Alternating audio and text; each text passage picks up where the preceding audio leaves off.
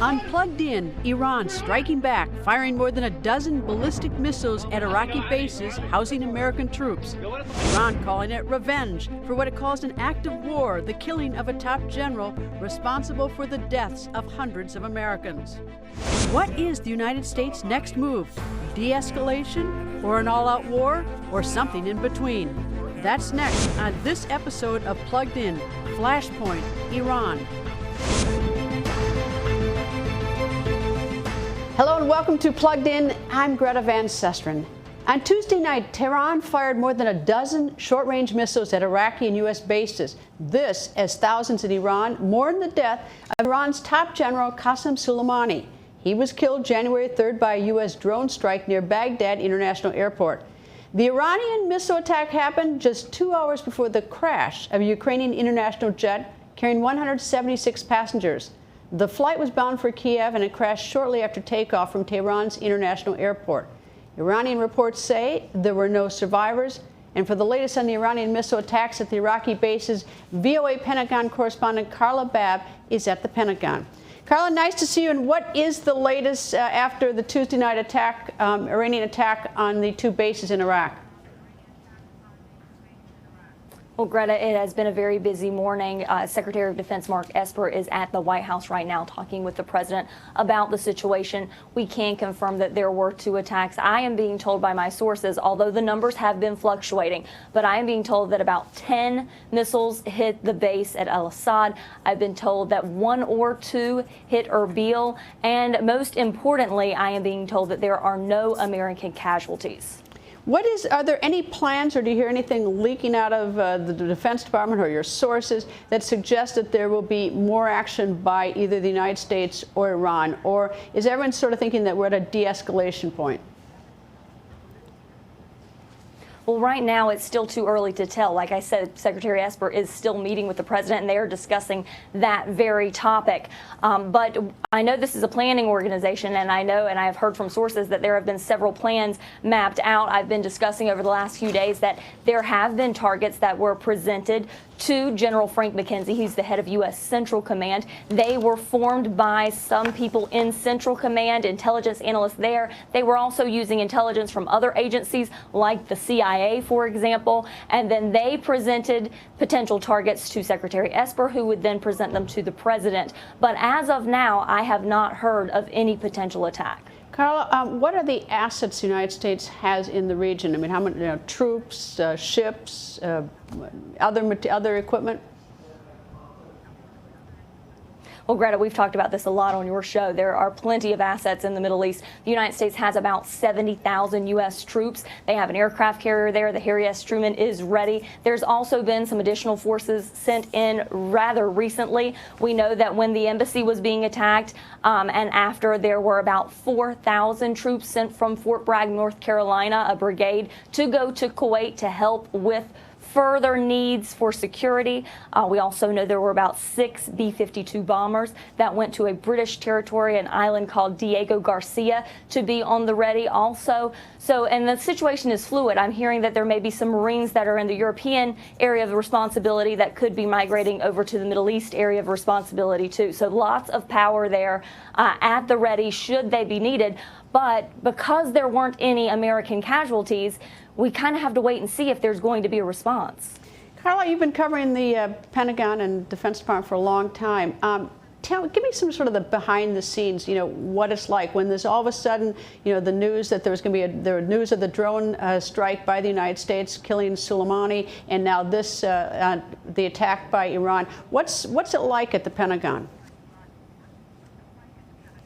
Well, everybody is definitely flying by the seat of their pants when they're trying to get the story, because as a reporter, we don't always get the entire story when it comes out. But I do know that when Soleimani was hit, there were many at the Pentagon ready to respond and ready to say that, yes, it was the United States that conducted this. This was in response to the nearly dozen attacks on bases housing American and coalition troops that had been carried out over the last couple of months. As you saw with this recent attack, I was getting word from the start. VOA was actually the first to come out and say that al-Assad was under attack. We didn't know the exact numbers. The numbers kept changing. Was it rockets? Were there missiles being launched? But now we've been able to sort that out. But here at the Pentagon, this is just an everyday occurrence. They're always ready for something new, and there's a lot of late hours and a lot of hard workers here trying to piece together everything and try to present the options to the diplomats to move forward. One of the things that we heard is that one of the reasons for taking out Soleimani was not just the past terrorism and the past deaths, but that there was some sort of imminent attack plan. It's been very difficult to find out exactly what the details are. Do you have anything more to report on what that imminent attack might be or have been? Yes, Greta. Secretary of Defense Mark Esper did say that an attack was imminent within days, they expected. I had been told when Soleimani was struck by a U.S. official that it was an expansive attack that he was working on multiple targets.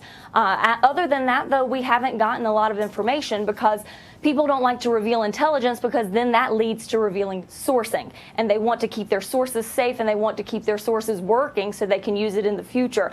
It's unclear at this time if they will release intelligence. They have released parts of intelligence in the past when there was a limpet mine on a ship. We got to see pictures of that, but we're just going to have to wait and see what they're deciding to declassify. And that's really leaving reporters in limbo because, as you know, we like to see the facts before we report. So I always have to say that no evidence has been presented to me that an attack was imminent. All right, well, we have several branches of government here in the United States. Secretary of Defense Esper, no doubt, working with Secretary of State Pompeo and President Trump. But is he informing the leadership in Congress? Do you have any information whether he's telling them what this so-called imminent attack was?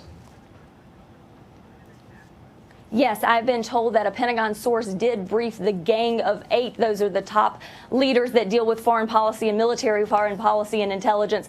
They have been briefed on this matter, and Esper is supposed to be heading to the Hill today and tomorrow to inform members of Congress about what is going on concerning Iran.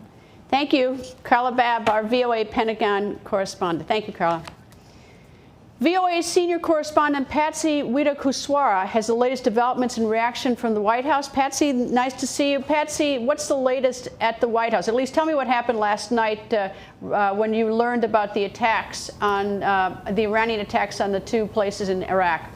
Well, Greta, right here, everybody, all the correspondents here are just sitting on the edge of our seats, waiting for President Trump's speech that's scheduled in about 25 minutes. That's at 11 a.m.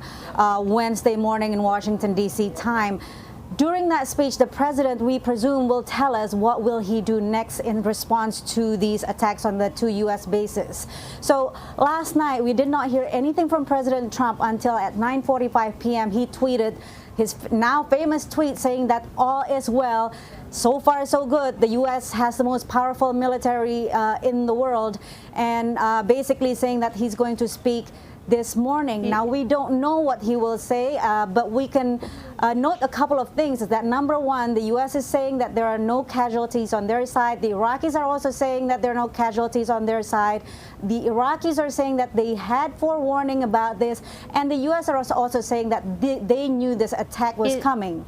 So, Patsy, let me ask you this: is that because you're in a unique position in the reporting? Because when the General Soleimani was killed by the drone strike, the order came from President Trump while he was at Mar-a-Lago. You were traveling with the president there. Can you give me a little sort of background? You know, what was at Mar-a-Lago, how you learned about it, whether you could tell that something was about to happen, the reporting from the White House to the press corps?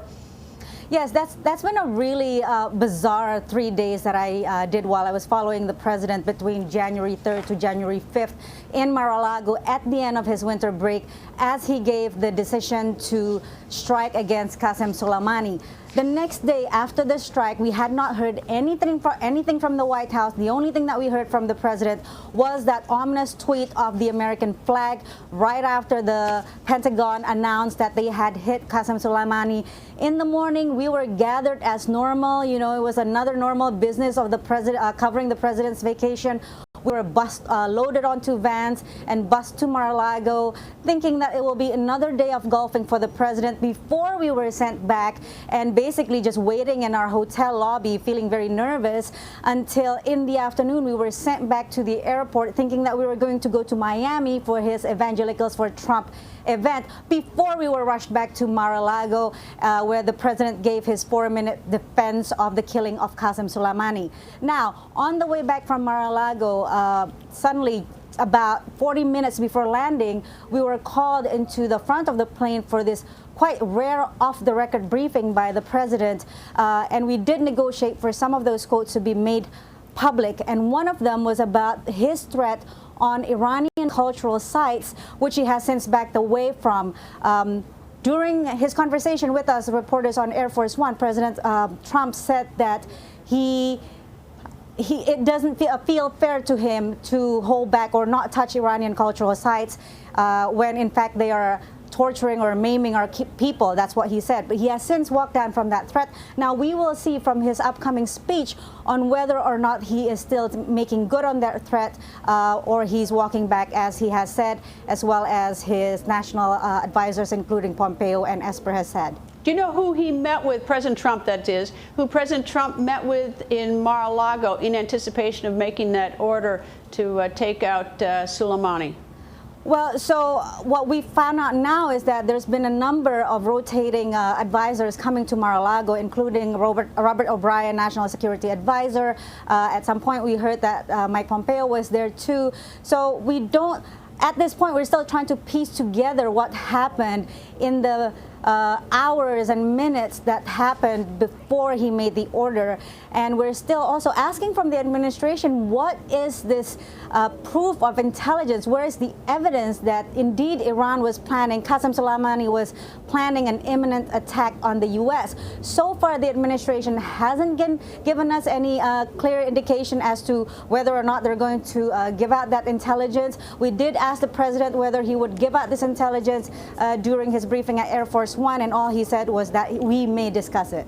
In all fairness, is that intelligence isn't usually revealed to the press, but we push very hard to try to get the facts. Sometimes we do get the information and find out exactly what it is, but sort of that push and pull between the White House press corps and, of course, the White House and intelligence in every administration. All right. In terms of last night, everybody gets sent home in the press crew before the attacks, or was there some indication the White House knew something was about to happen? Well, the White House did know that something was about to happen.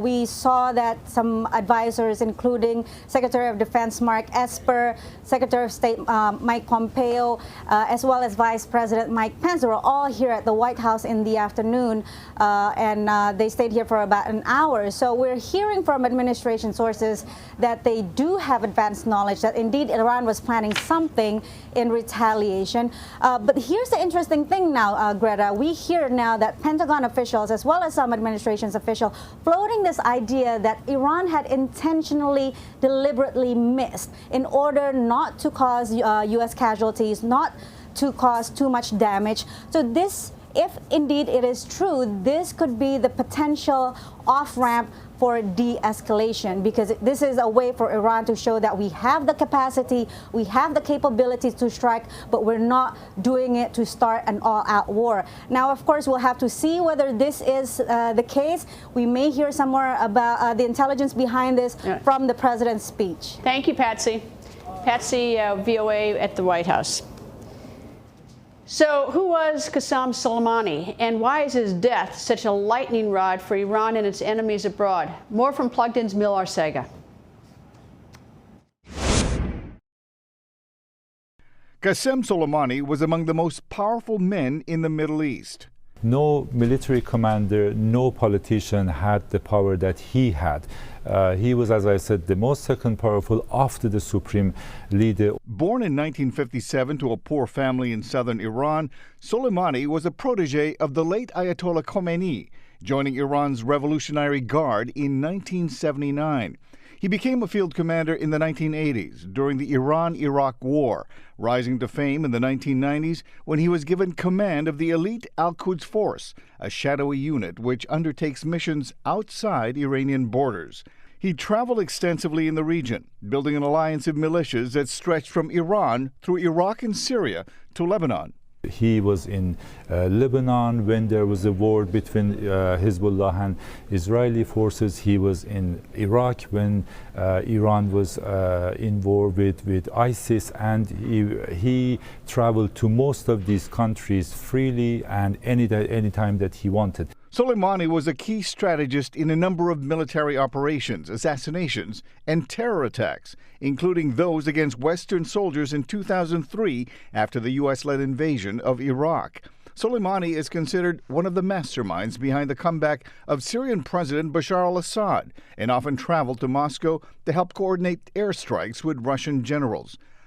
Before his death in an American drone attack, Soleimani helped engineer the recent attack at the American embassy in Baghdad and the rocket attack December 27th at a U.S. military base that killed an American contractor. For Plugged In, Milar Sega, VOA News. Britain has condemned Iran's missile strikes and urged de-escalation. And with so much uncertainty, NATO is suspending training missions in Iraq. Some allies have pulled their troops out of the country. So what is the reaction by American allies in Europe? VOA's Henry Ridgwell reports from London.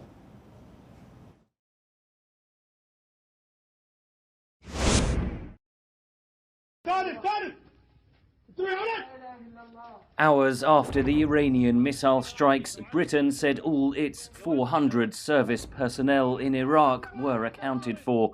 The military has put several helicopters on standby. The Iranian attack was retaliation for the US targeted killing of Iran's top general, Qasem Soleimani, in a drone strike Friday. Speaking Tuesday before the Iranian missile strike, Britain's defense secretary said the US had the right to defend itself. Iran had stepped up its destabilizing activities in the region. Whether it was targeting dissidents in Europe or hijacking civilian ships, this aggressive behavior was never going to go unchallenged. As hundreds of thousands mourned Soleimani's death in Iran in recent days, Britain, France and Germany issued a joint statement calling on all parties to exercise utmost restraint. British Prime Minister Boris Johnson is facing his first big foreign policy test. Trying to be a bit of a bridge between the United States policy of confrontation and trying to keep the European three, France, Germany and ourselves, on side with a continued policy of engagement. That's quite a difficult act to balance. Europe hopes the 2015 Iran nuclear deal can be saved, despite Tehran's announcement it will now disregard all restrictions on its nuclear enrichment activities. In my view, I don't think the deal is dead until there's an escalation that leads to war.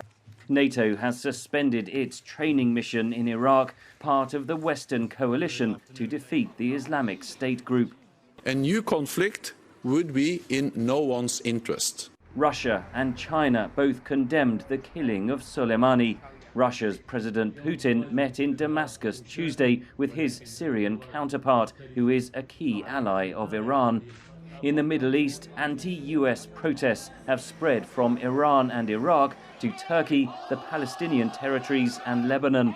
Protests also broke out in Pakistan and India. Meanwhile, Iran's longtime foe, Israel, praised what it called the decisive and swift US action. Most US allies are hoping the Iranian response will draw a line under the standoff between Washington and Tehran, and a new war in the Middle East can be avoided. Henry Ridgwell for VOA News, London. Britain has had its share of terror attacks in the recent past, and that is where our London correspondent Henry Ridgwell is standing by. Nice to see you, Henry. And Henry, we hear the very public statements, and we see that in your piece of what different leaders are saying in Europe. But when they see you sort of on the streets or in the halls, or when you call them and talk to them, is there some, are they very concerned about this, or do they think it's going to de-escalate?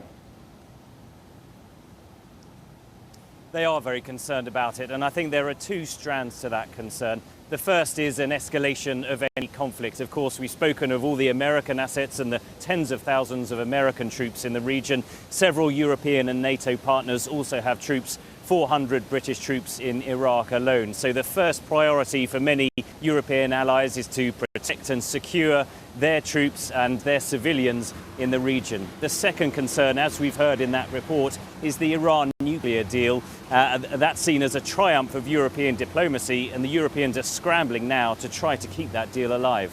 If the Europeans see that the uranium deal as a triumph, but the United States has pulled out of that deal, do they still think it is a triumph in light of the fact that we now are at a situation where Iran says it says it will permit inspectors, but it says that it's going to enrich uranium? They do, and they still believe there is a window of opportunity to keep that nuclear deal alive.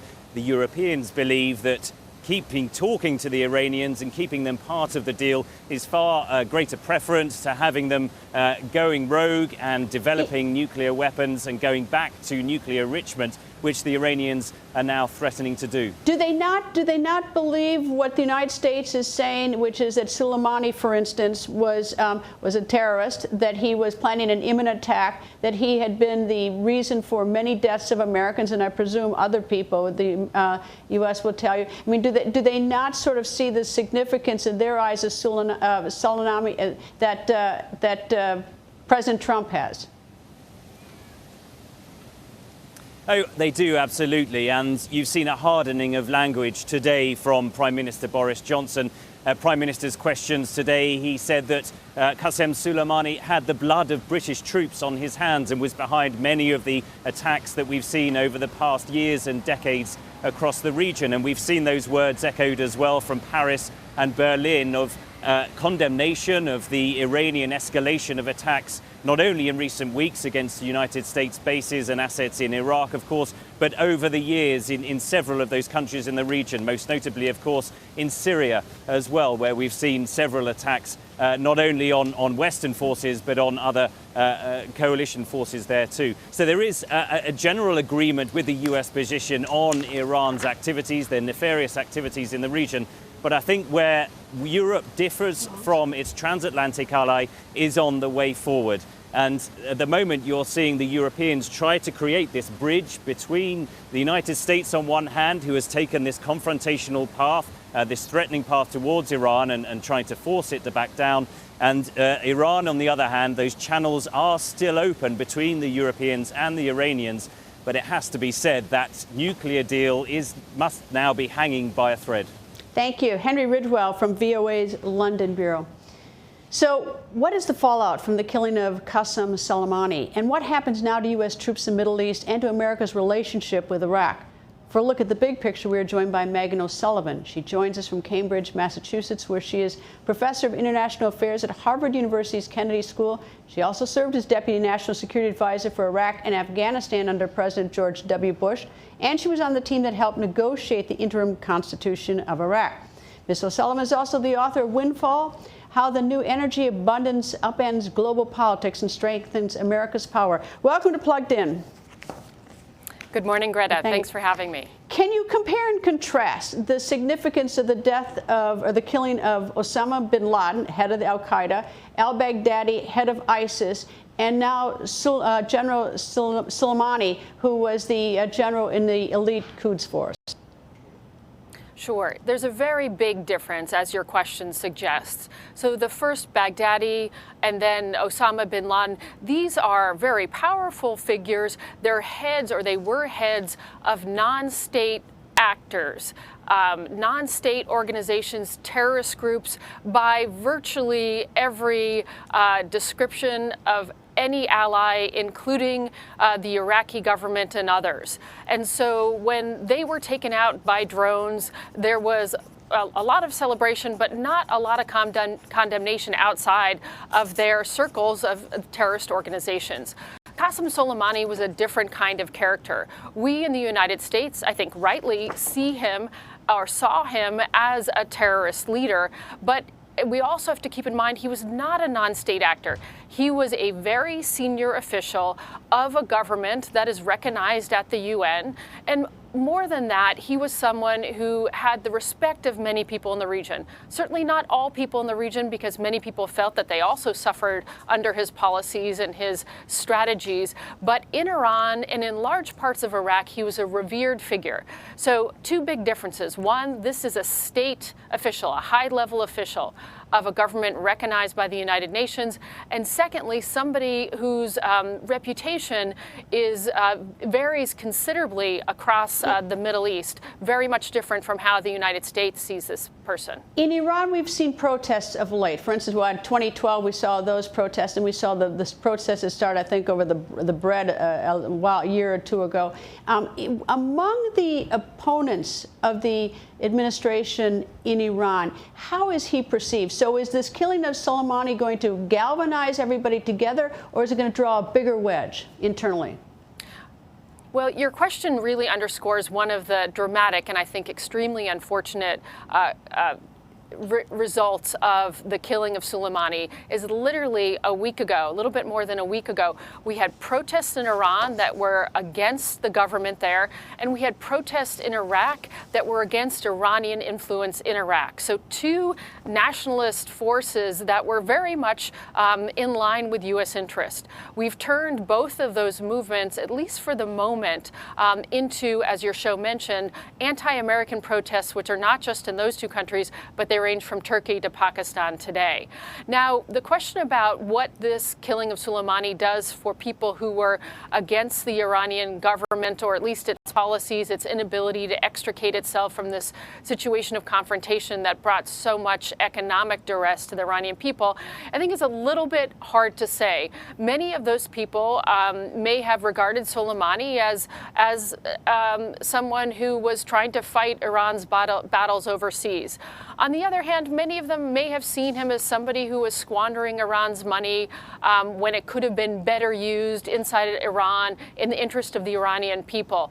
I think for right now, what we're seeing is his killing has consolidated power at the top and has brought the country together rather than fracturing it further, which might have been the hope of some of the people who made this decision. Do you think that there's some word, and we just reported it minutes ago, some people think, and underline think, because it's so hard to find out what's fact at such a fluid story and it's happening so quickly, but that the Iranians deliberately, when they fired those missiles, fired them in such a way that they minimized the risk that anyone would be killed in an effort to sort of save face internally, that we're taking action against the big United States, and that the United States could say, well, they didn't get us, and sort of de-escalate it? Or is that just hopeful thinking by a lot of people? Well, certainly those of us who are trying to game out what the Iranians might do thought that they would be looking for a scenario where they could claim a big and robust action. And this is very different than other actions Iran has taken through proxies or in a state of denial by the state. So it is very different. But that Iran would want at the same time, in taking that big action, to also find something that did not kill Americans, which quite clearly was and perhaps is the main thing that President Trump would respond to. So it does kind of fit where Iran wanted to come out on this retaliation. But I would also say, at the same time, the really useful question isn't to what extent was this calibrated not to kill Americans. The real question is, where do we go from here? Can we take this as a moment for diplomacy, for taking a deep breath, for de-escalating, as your colleagues have reported, many of our European allies want, certainly the Iraqis want, and I think many people in both the United States and Iran would like us to take this moment and say, okay, Iran has said it has retaliated proportionately. We can argue about whether that is proportionate, but the real point is they're able to say that to their constituencies, and let's see if we can actually change the nature of the game right now. We only have 30 seconds left, but in this very serious issue, there's something sort of, it's so unusual at this moment in time where we have the President of the United States tweeting and we have the Foreign Minister of Iran sort of tweeting back, is that we watch this through Twitter.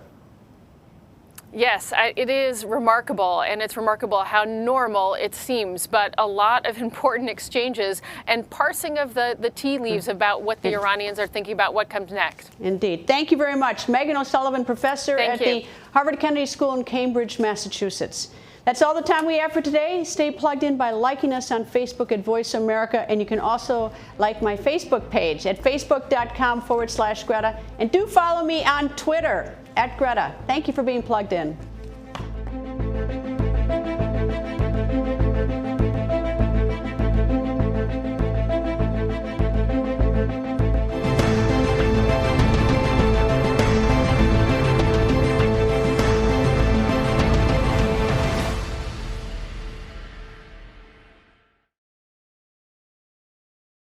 Hey, oh, come on in here, actually. They were doing it purposely? Oh, okay.